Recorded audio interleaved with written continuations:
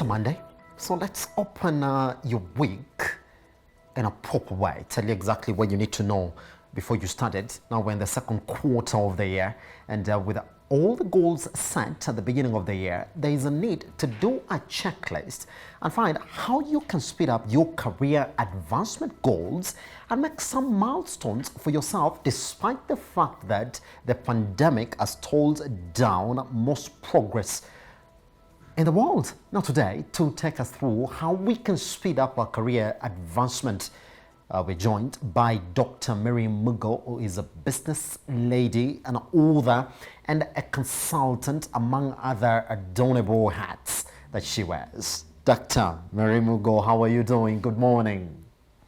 Good morning, Simba, and how are you today? Fantastic, I can't complain. Let's get into it. Dr. Mary, always insightful to have you on board. It's time again to review the goals towards career advancement, and now being in the second quarter of the year. How does one ensure that he or she is on the right track and focus on those goals that you set at the beginning of the year? Thank you, Simba. It is important for any person to ensure that they continuously monitor and they continuously evaluate their goals. We are actually assuming, Simba, that the goals were smarter. And therefore, any person who had goals, whether career goals or any other, by now should be evaluating the same. Remember, monitoring is continuous. Evaluation is at a specific time. Yes. Therefore, if you've got to know whether you're in the right track, it is important for you to daily monitor your progress. And now that it is a quarter of the year is gone, then it is important for you to sit down and evaluate your goals. You need to ask yourself, am I moving in the right direction? What is it that I've achieved this far? Have I been concentrating on what is most important? Simba, you just said that the pandemic may have changed a lot of things. And therefore, the question everyone should be asking themselves is, have I been concentrating on that one thing that is so important for me to achieve my goals? Because it would have been important if you monitored your goals every other day to actually discover that you may not achieve all of them. And therefore concentrate on that one goal that is exciting, that one goal that is stimulating you and motivating you towards your career achievement. So Simba, people need to review their goals and they need to concentrate on that one goal that they know is important for their career growth. Yes. Dr. Mary Mugo, this is a question that I got once I shared the scope of a conversation this morning. Let me just chip it inside here since we're talking about it, that you need to focus on what is exciting. What sort of goals, what sort of career goals should somebody have set for themselves within this COVID-19 pandemic? Sort of, this is the question I was asked to put across to you. Is there a COVID-19 oriented career goal, and is that what we should have set at the beginning of the year? See, but we need to understand that we operate in an environment that is dynamic. Yes. And therefore, that is why it is important for you to continuously monitor and do things as you look at the environment around you. And Simba, there are people whose career has become better because of COVID. Because you've got to look at opportunities in the environment. So the idea that there's COVID and careers have gone down is not true. There are careers that have gone up. And therefore, as a person, what you need to do, as you set those goals, is you've got to look at the environment in which you're operating. For example, Simba, if you're working in a TV station, things have changed. We are now doing more of online things. Therefore, you've got to continuously learn. You've got to continuously upgrade your skills. In this corona period, most of us are working from home. The question we should be asking ourselves is, how am I using that time? When I'm working from home, Am I disciplined enough to ensure that the goals that I set, I'm able to upgrade my skills to be able to achieve them? So in this COVID time, Simba, you've got to continuously upgrade your skills. You've got to continuously learn. And I hope any one of us, as we set our career goals, learning was somewhere among them. So you've got to keep on learning, read books, listen to YouTube channels, listen to Metropole TV in some of these things that you're speaking. And then that way, you'll be able to upgrade yourself and you'll be able to achieve that one goal that is important for you. And of course, what is important to a journalist may not be what is important to a teacher, I think. So you've got to look at that goal that is important to you, that is working towards you achieving your career goals. So keep learning, Simba. Keep upgrading your skills. So since we are also talking about that, Dr. Mary Mugo, just before we continue deeper into this conversation, that adjusting your goal doesn't necessarily mean that you're failing at it, or the way that you set it at the beginning of the year was not smart. And we understanding that, well, your goals were smart. Simba, when you reevaluate your goals, it does not mean you're failing. Yes. It actually means that you know what you're doing. Because you're saying that as even you look at your career growth, the environment is changing.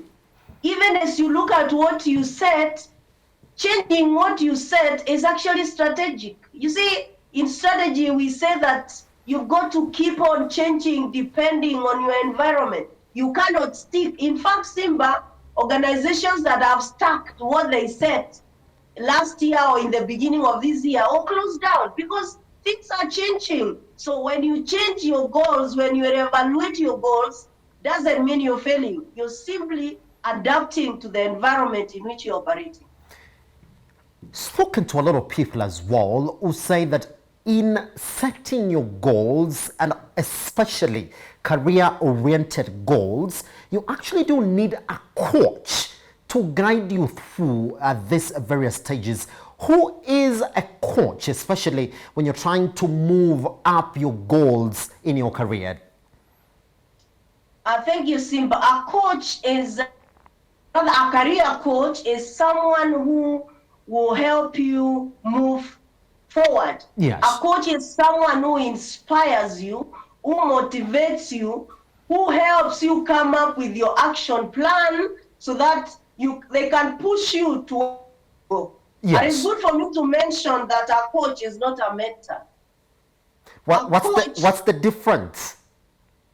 The difference is that coaching is short-term. Yes. Mentorship is long-term. Coaching is structured. It is formal. Mentoring is not necessarily formal. It's something informal. And when you mentor someone, you have experience in that thing, but a coach does not have to have experience in your career. I see. You can be coached by someone who is not a journalist, because basically what they are doing is they are helping you, they are giving you insight, they are guiding you into what you should be doing. So yes, it is good to get a coach, and Simba, a coach is paid something small. Mentors are not paid. Mentorship is about a relationship you have with someone. So it is true you can get a coach, but again, even as you get a coach, you've got committed as a person to what you want to achieve. Who is learned in the profession? Is it the coach or the mentor? And probably I should be asking like this. When you're looking for a mentor or a coach, should they be from the same line of career that you are in? A mentor should, because in terms of career growth, a mentor should be in your line of business, in your line of what you do. Yes. Because a mentor draws from their experience. Yeah? For instance, there's that journalist you admire. That should be your mentor. But I say, career coach does not necessarily have to be someone who is in your line, in line of what you do. People who are experts in matters, people who are current in practice of matters career. So now, this is a question that I think you're going to find a lot more, Dr. Mary Mugo, that after 6 months or 12 months in a given role, many of us become comfortable with the routine work we are expected to complete. Question is going to be, how does one make a change to ensure that they grow and earn more? And in your career development, is it always okay to always assume that there are greener pastures somewhere else and that's why you should be going? Simba, you can grow even where you are, by the way. Growth does not Yes. necessarily mean you move. Yes. No. You see, Simba, if you've got to earn more, you've got to create value. Organizations pay for value, they pay for results, they don't pay for the time you spend. Yes. And we need to change. And of course, when you get comfortable in your routine work, you stop learning. And when you stop learning, you can't earn more. So if you need to grow and get out of your comfort zone, you've got to look for ways of creating value. And simply allow me to say sometimes we appear busy in our routine work. And in my view, sometimes being busy is simply laziness. Simple people who are so busy more often than not are simply lazy. You know why, Simba? It's because they are doing things that they are not supposed to be doing. And you can easily tell or decide what to do, even in your routine work as you grow. For instance, you need to know what is urgent and what is important, and you do it. You need to know what is important but not urgent, then you can schedule to do it another time. Or you need to know what is important but not urgent, and you delegate. Or even know what is not important, not urgent, and you delete. So sometimes we get carried in our routine work and start doing things that we should be deleting, things we should not be doing. Simple people are busy in their routine work doing things that don't matter. They are doing things that should be delegating. They are doing things that they should be doing another time. So in a nutshell, if you've got to earn more, you've got to create value. You create value by keeping on relearning, by keeping on upgrading your skills. So the question you should be asking yourself today is, what value am I creating? It's as simple as that, Simba. You earn more because you create value. Let me ask you again, Dr. Mary Mugo, who are you going to consider as a person who's grown more? Is it a person who in 2 to 3 years, let me just give it a timeline of 5 years, they've worked at 2 places, or you have this one person who's worked at one organization for those years? Who is more valuable to you? Simba, value is not created because you are hopping from one station to another. Is exposure is exposure and to different environments not considered as value as well? Well, exposure is value, but you can be exposed even where you are, Simba. Yes. Because again, from a career point of view, you don't have to keep on moving every 6 months because you consider it growth. Yes. Even in strategy, Simba, we say that growth can be concentrated, growth can be diversified. Yeah? So you can grow where you are, you can grow elsewhere. Exposure can happen out there. That is why probably some organizations also move you from one thing to another. Growth can happen out there because you're doing something different. And therefore, as a person, that is why when you set goals, you need to ask yourself, in your action plan, what is it that I need to do for me to grow? Do I need to look for work elsewhere? Or do I need to move up the ladder? And by the way, Simba, for you to grow where you are, you've got to play politics. Power is very important in matters career growth. Don't be lied to by anyone. It is the powerful people in quotes that make decisions. They are the ones who will move you from one position to another to expose you. They are the ones who delegate to you so that you can learn more. So you've also got to play what I call functional politics. You've got to grow. Pretty much. I gotta give you this quote, and because we have 5 minutes left. I know I'm speaking to somebody in an office, Dr. Mary Mugo. I've seen this quote from time to time since you mentioned about politics and how you need to sort of get the people, the guys in authority to realize that you're around as well.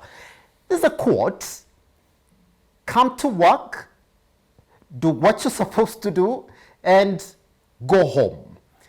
I've seen it in our office. I've argued against it. Now, this is my question as well. Networking, in relation to that question, how do you achieve it properly? Yeah, Simba, your networks are very important. In fact, in career growth, your network is a resource. Yes. Because you know what, Simba, there are very few high-profile jobs that are advertised. It is about the people that you know that will let you know there are opportunities somewhere. So you've got to keep your networks alive. Yes. Simba, you've got to once in a while send a birthday text to people that you think are good in the networking in terms of journalism. You've got to always keep in touch. You see, Simba, the problem with many of us is we only keep in touch when we need something. So you need to continuously keep in touch with your network. Because your network is your resource. And as we say many times, your net worth is equals your network. So if you've got to grow in your career, you've got to be networked properly. You've got to stay in touch with the people that are on the ground. As they say, everything happens on the ground. So networks are very, very important. Don't just work and go home and do nothing. I mean, things don't just happen. Things are meant to happen. And things are not meant to happen in bed. Things are meant to happen here. This is where there's action on the ground. Pretty much. So I know I will repeat this in just 1 minute. I'm going to ask you the last question I have for you this morning. That quote, I don't know. I'm just trying to remember who wrote it. They should check it out. Anyway, let's clear like this, Dr. Mary Mugo. The guys who are feeling stuck in their career growth, what do they start in terms of feeling like, in terms of feeling like they want to grow? What do they start in 1 minute, if you may? Thank you, Simba. One, you must not get stuck. Why are you stuck? That is the first question you need to ask yourself. Is it not possible to get stuck, Dr. Mary Mugo? Why are you stuck? Simba, why are you stuck? Get unstuck. Because things are not clicking now. Start doing those things. Because things are not working. Sorry? Why should you be stuck? And that is what you want to do. You see, in life, never give up. In fact, I keep saying that the only failure that you can ever have in life is when you give up. Yes. So if you think you're stuck, first of all, that is the wrong attitude. You've got to have the positive mindset that, hey, I'm not stuck. I'm going to get out of this. And of course, how you start is reevaluate yourself. Why is it that you're stuck? When you answer that question, Simba, you'll start moving. Why is it that you are stuck? Answer that question, and then you'll start moving. Dr. Mary Mugo, thank you very much for taking your time this morning to speak to us here at a Metropole Television. You're always quite a gem every time we open the week with you. Thank you, Simba. God bless you, and all the best. Thank you very much to you too, Dr. Mary Mugo. We take a short break here on A Business, and once we come back, let's take a look at exactly what it is that you're waking up to in the economy in terms of your biggest headlines.